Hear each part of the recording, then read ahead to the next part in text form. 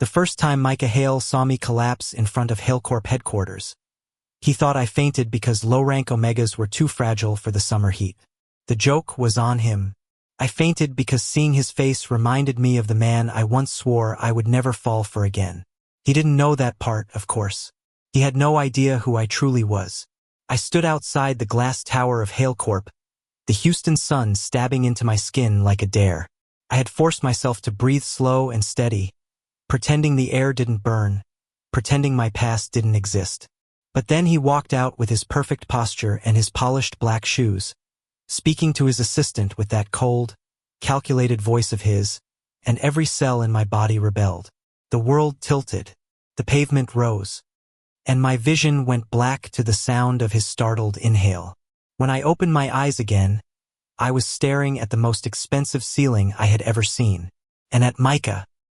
He sat beside the couch, sleeves rolled up, tie loosened, looking like he had never been so inconvenienced in his life. "You fainted," he said. "Do you have any medical conditions I should know about?" I had to swallow a laugh. If only he knew. "No, sir," I answered softly. "I'm just a low-rank Omega. It happens sometimes." His jaw flexed. For a split second, there was something like discomfort in his eyes, something human. Something warm, but then it vanished behind his CEO mask. "Next time," he said blandly, "don't faint on my property." That should have been the end of our interaction. But fate, as usual, had a twisted sense of humor. Micah Hale, billionaire CEO, America's favorite scandal-free bachelor, emotionally constipated overachiever, needed an assistant. A temporary one. Someone quiet. Someone forgettable. Someone like the version of myself I had crafted so carefully. And so, 3 days later, I found myself walking into his office again, pretending I didn't remember the curve of his lips, the tilt of his head, the warmth of his hand when he had steadied me in the lobby, pretending I didn't once love someone exactly like him. He glanced at my resume, not knowing half of it was fabricated. "You're an Omega," he stated. "Yes, sir." "Low rank." "Yes, sir." "You're aware this job requires long hours and stress tolerance?" "Yes, sir." He stared at me for a long moment, as if trying to figure out why I was so calm, why I wasn't flinching or bowing or trembling like most low-ranked Omegas did around alphas of his status. He likely assumed I was simply good at hiding fear, but fear was the last thing I felt. "Fine," he said finally. "You start today." He didn't know I had been trained for far worse, that the instincts buried inside me didn't belong to a low-rank Omega, that the person he had hired was a ghost from a world he never thought he'd touch. He didn't know that every step I took in his office was a calculated risk, or that his entire company was about to become the battlefield of a secret I had spent years burying. But most importantly and most dangerously, he didn't know how quickly he would fall for me. On my first day, I learned something crucial about Micah Hale. He worked like a machine, but he cared like a man who didn't know how to be human. He barked orders but whispered apologies. He criticized everything but remembered small details I hadn't even noticed I shared. He drank his coffee black, stayed in meetings too long, forgot to eat, refused to rest, and snapped at people only when he was trying to protect them. He wasn't the cold CEO America thought he was. He was lonely, the kind of lonely that seeped through the cracks of his every achievement. And for some ridiculous reason, I kept noticing. "Elias," he said on my third day, "you're not writing." I blinked. I had been staring at him. Again. "My apologies, sir." His eyebrow twitched. "Stop calling me sir so much. It makes me feel like a dictator." "If the shoe fits," I muttered under my breath. He choked. Actually choked. On air. Then glared at me like I had personally ruined his stock prices. "What did you just say?" I kept my expression perfectly blank. "I said yes, sir." But for the first time, he smiled, really smiled, and something in my chest twisted painfully. I needed to stop noticing him like this. I needed him to stop noticing me. Because if he looked too closely, he would see the real me. He would see the truth I had buried under years of pretending. He would see that I was not a low-rank Omega at all. And everything would fall apart.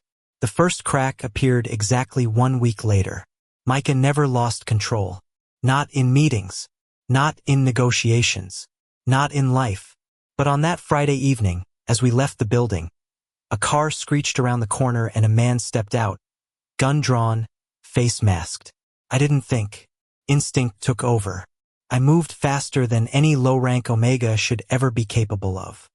I grabbed Micah by the shoulder and shoved him behind the concrete pillar before he even registered the danger. Then I grabbed the attacker's wrist, twisted, and disarmed him with a force that could only belong to someone trained, someone strong, someone like the person I used to be. The gun clattered on the pavement.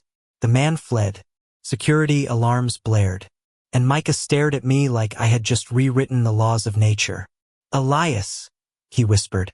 What the hell was that?" I froze. My pulse thundered. My breath burned. My carefully crafted mask threatened to crack straight down the middle. "I got lucky," I said. "No," his voice hardened. "You moved like an alpha. You protected me like an alpha. You fought like someone who has done that before." I swallowed. Hard. "I told you," I said quietly. "I'm just a low-rank Omega." He stepped closer. Too close. His scent brushed against my skin, warm, sharp, dangerously curious. "Don't lie to me," he murmured. "Not about this." I didn't respond, because there were no lies more fragile than the ones we told ourselves. His eyes searched mine, slow and intense, and something in them softened, something I wasn't prepared for. "Elias," he said, voice low. "Who are you really?" I opened my mouth, and then the night swallowed us both. The truth, however, did not stay buried for long. Not when Micah Hale had already begun to fall for me. Not when I was starting to fall back. Not when the past I ran from was finally catching up. And not when the greatest danger wasn't the men chasing me but the secret inside me, powerful enough to break him. And powerful enough to save him. If I let it. Micah didn't sleep that night. I knew because he called me at 3 in the morning. I was lying on the small bed in my rented room, the ceiling fan clicking with every rotation, my chest still tight from the way he'd looked at me hours earlier. I had replayed that moment again and again. His breath shallow, his pupils wide, his voice trembling with suspicion and something dangerously close to worry. When my phone rang, I sat up so fast the mattress squeaked. "Elias." His voice was quiet, almost rough. "Are you awake?" I should have lied. I should have pretended to be asleep or busy or dead. Anything but available. Anything but willing. "Yes," I said instead. "I need to understand what happened tonight." His vulnerability through the phone line unsettled me in a way danger never had. "I told you," I whispered. "I got lucky." "You keep saying that." He exhaled sharply. In the background, I heard pacing. "People don't get that kind of lucky unless they're trained.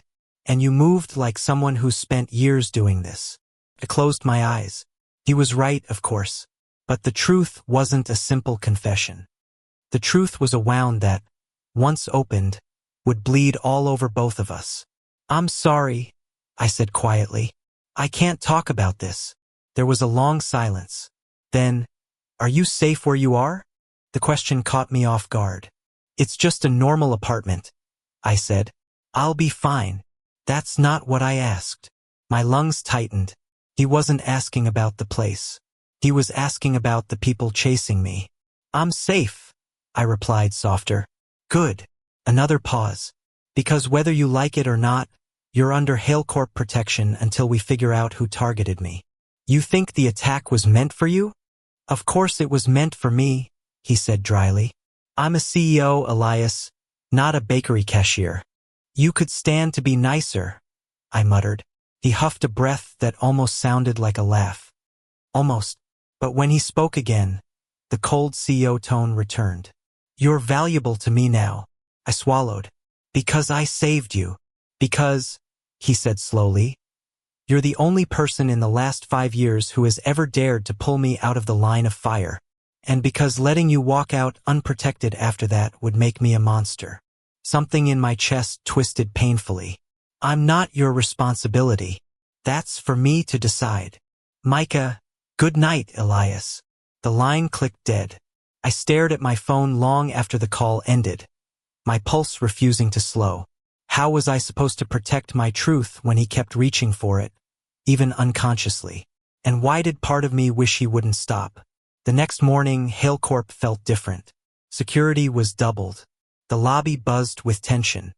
Employees whispered in corners, glancing my way with thinly veiled curiosity. But Micah, he was unreadable. He walked into the office with his usual immaculate control, but when he saw me, something in his posture softened for a fraction of a second. Not enough for anyone else to notice. Enough for me. "Good morning," he said. "Morning." He studied me, and I felt the weight of it like a hand on my chest. "You look tired," he remarked. "I could say the same about you." He blinked, as if people didn't often speak to him that way. Then he turned away. "We have a meeting at 10. Prepare the quarterly projections and update the security protocols." "Yes, sir." He paused. "I told you to stop calling me sir so much." "Yes, Micah." His breath hitched, and I pretended not to hear it. The day dragged with the heaviness of unspoken truths. Every time I walked into his office, his eyes lingered on me longer than necessary. During lunch, he asked, "Elias, how long have you been fighting?" I froze. "Fighting what?" He didn't look up from his tablet. "You know what?" I forced my expression to stay neutral. "I learned a bit of self-defense. That's all." "Don't lie to me," he said softly. "I'm not angry. I just want to understand." Understand. If he understood, he would never look at me the same way again. "You don't need to know," I whispered. "It has nothing to do with your company." He set the tablet down, his gaze turning sharp. "It has everything to do with my company if someone is willing to attack me outside my building. And it has everything to do with me if you're involved." "I'm not, you are," he said, voice low. "I can see it. You're running from something."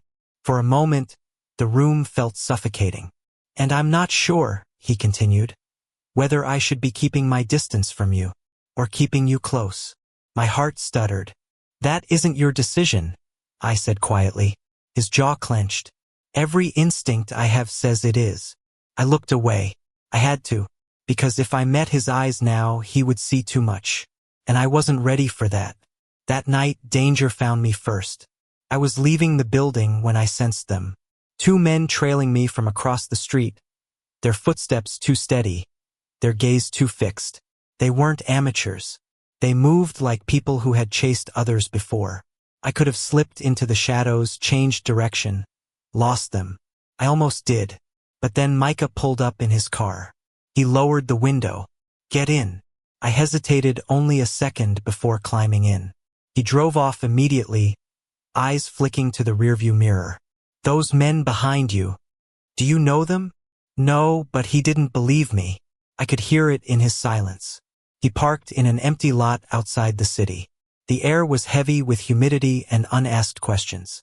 "Elias," he said, gripping the steering wheel. "Look at me."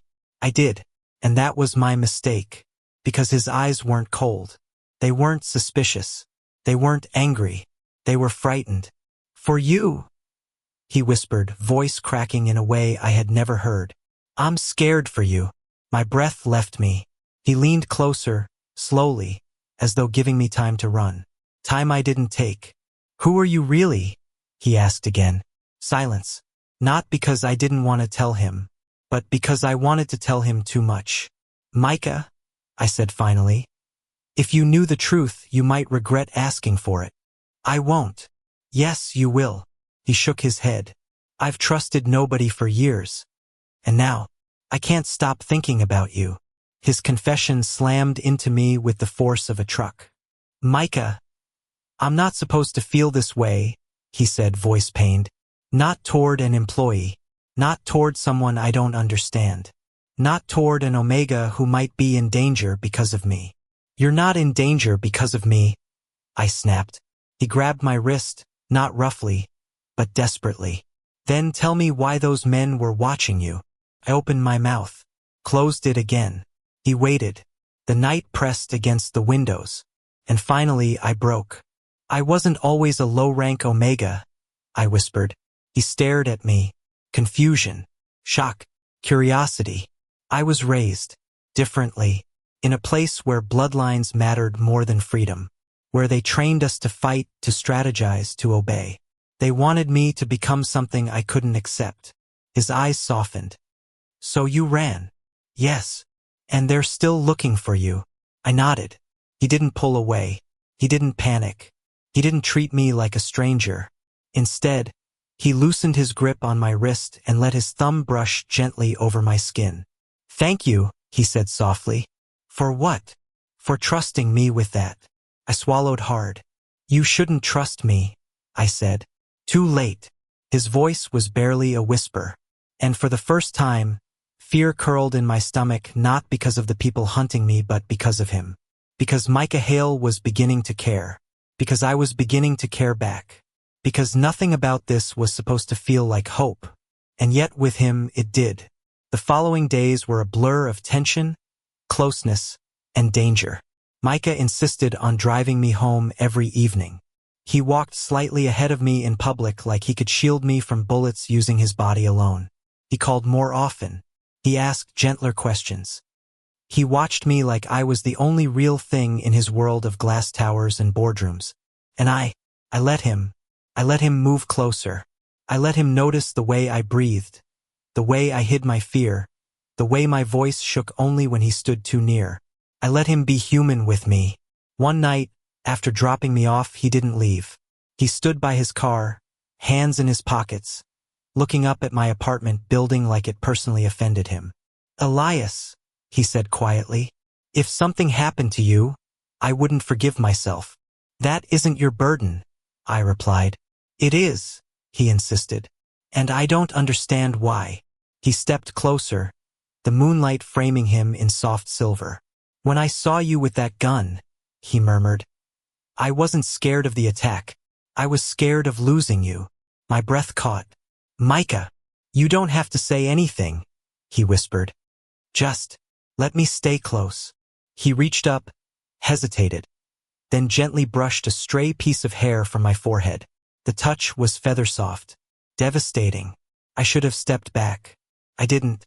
Instead, I whispered, Micah, this is dangerous. So is wanting you. His voice trembled, and I knew I was doomed, because in that moment I wanted him too. But just when the world between us began to warm, the danger finally snapped its jaws shut. It happened 3 days later. We were in his office late at night, the city lights casting long shadows across the room. Micah was reviewing documents while I organized his files. It was quiet, peaceful, almost safe. Then the windows shattered. Glass exploded inward. Micah shouted my name. And for the first time, I didn't have a choice. I moved. Fast. Strong. Unrestrained. The way I used to be. I slammed Micah behind the thick pillar just as bullets tore through the air. I ducked, rolled, grabbed his emergency drawer, and drew the hidden weapon before he could say a word. His eyes widened. Elias, stay down. The steel in my voice wasn't Omega softness. It wasn't submission. It wasn't weakness. It was command. Pure, trained command. Exactly what I had been taught to bury. Exactly what I had hoped he would never see. I fired one shot into the ceiling sprinkler, sending a rain of cold water crashing down. The distraction bought us seconds. Only seconds. But seconds were enough. I grabbed Micah's arm and pulled him toward the emergency exit. He didn't resist. He couldn't. Not after what he'd just witnessed. We ran through the stairwell, water dripping from our clothes, alarms blaring. And when we reached the lower floor, I shoved him into the supply room and shut the door, locking us inside. He stared at me like the world had tilted, like he had never seen me before. Elias, he whispered, voice shaking. What are you? I met his eyes. And finally, there was no lie left to give him. Just the truth that would change everything. And the truth was this. I'm not the Omega you think I am. For a long moment, the room felt too small for both of us. Micah's chest rose and fell in sharp, uneven breaths. Water dripped from his hair, his jaw, his eyelashes, leaving trembling trails down his skin. He looked nothing like the untouchable CEO the world worshipped. He looked human, frightened, and heartbreakingly concerned.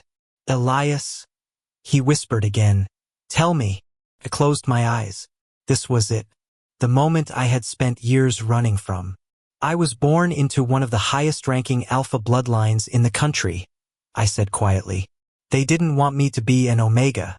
They wanted me to be a weapon. His breath caught. But you're an omega. Yes. I opened my eyes. But they didn't care about my designation. They cared about control. They trained me like an alpha. Forced combat, forced strategy, forced discipline. I wasn't raised as someone's child. I was raised as an heir to a legacy I never wanted.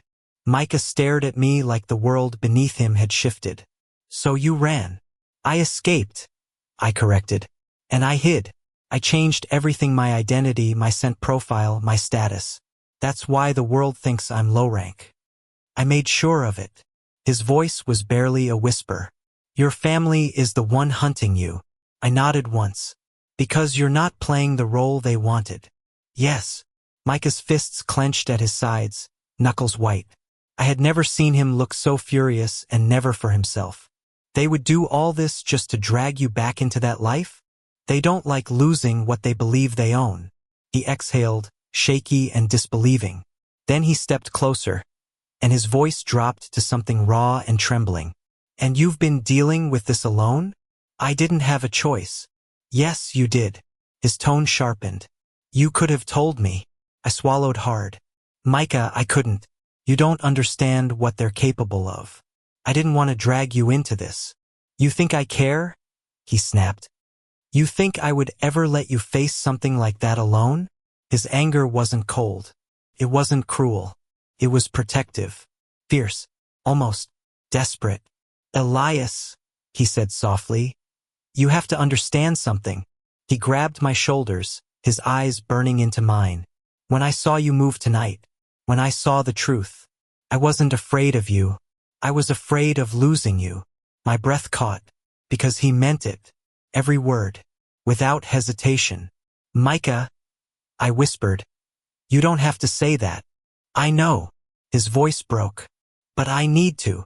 The distance between us dissolved. Not with a kiss, not with a touch, but with something far more dangerous. Honesty. You changed everything, he murmured. And I didn't even notice when it happened. All I knew was that every day you were near me, I felt alive in a way I haven't felt in years. The confession hit me harder than any bullet could. His hand slid slowly to my jaw, just barely grazing it, like he was asking for permission he didn't dare voice. You should hate me, I breathed. For what? For believing you were arrogant, for judging you, for keeping secrets. I don't hate you, he whispered. Footsteps thundered in the hallway. Micah stiffened, and I turned toward the door. Stay behind me, I said. No, Micah. I'm not hiding while you bleed for me. I looked at him sharply, but there was no fear in his eyes now. Only resolve. Even drenched, shaken, and cornered, Micah Hale was still Micah Hale. Before I could argue, the door slammed open. But it wasn't my pursuers. It was Hale Corp security. Micah exhaled, relief washing over him like a wave. Within seconds, they escorted us out of the building through a secured back route. Alarms blared. Sirens flashed. The night smelled of smoke and danger and the strange, undeniable connection binding us together. 2 hours later, we sat in the back of Micah's armored SUV, wrapped in blankets, exhaustion settling into our bones. I've increased security around your apartment, he said. And tomorrow, we're moving you somewhere safer. You're not doing this alone anymore. I stared at him. Micah, this is my fight. It is, he agreed softly. But I choose to stand with you anyway. No one had ever said that to me. Not in my old life. Not since my escape. Not ever. A warmth I wasn't prepared for flooded my chest. Why? I whispered. His eyes met mine. And this time he didn't look away. Because he stopped, swallowed, then restarted. Because I care about you more than I should. The unfinished word hung between us like a fragile flame. I reached for his hand before I could talk myself out of it. He froze, then intertwined our fingers slowly, carefully, reverently, like it was the most important thing he had ever done. "Elias," he whispered, "I'm not letting you disappear." I turned my head, resting my forehead lightly against his shoulder. He tensed, then melted into the moment, his hand squeezing mine. And for the first time in years, I felt safe. Not because the danger was gone, but because someone chose me. Fully, completely, without conditions. In the days that followed, everything changed. Micah arranged legal barriers, protection teams, and high-level negotiations I never knew he had the power to pull. The attacks stopped. The threats quieted. My family retreated into the shadows, knowing that coming for me now meant facing Micah Hale, a man who would set the world on fire before he let anyone take me. And through all of it, he stayed close. Not out of obligation, not out of responsibility, but out of something far deeper. Something that echoed in every glance, every touch, every quiet conversation at 2 in the morning. One evening, as we stood on the balcony of his penthouse, watching the city lights shimmer far below, he spoke the words he had been holding back. "You changed my life," he murmured. I looked at him. "You changed mine first." He stepped closer.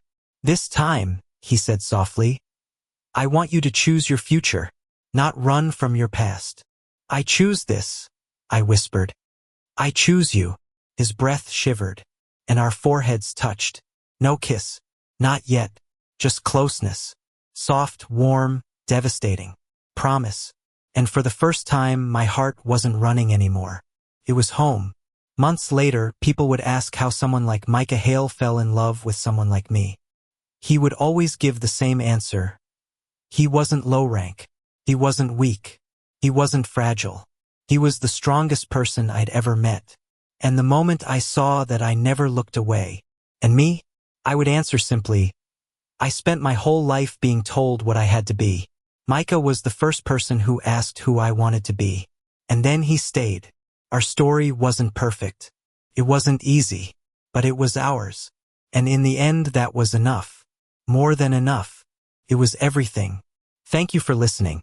If you find it interesting, please like and subscribe to follow the next stories.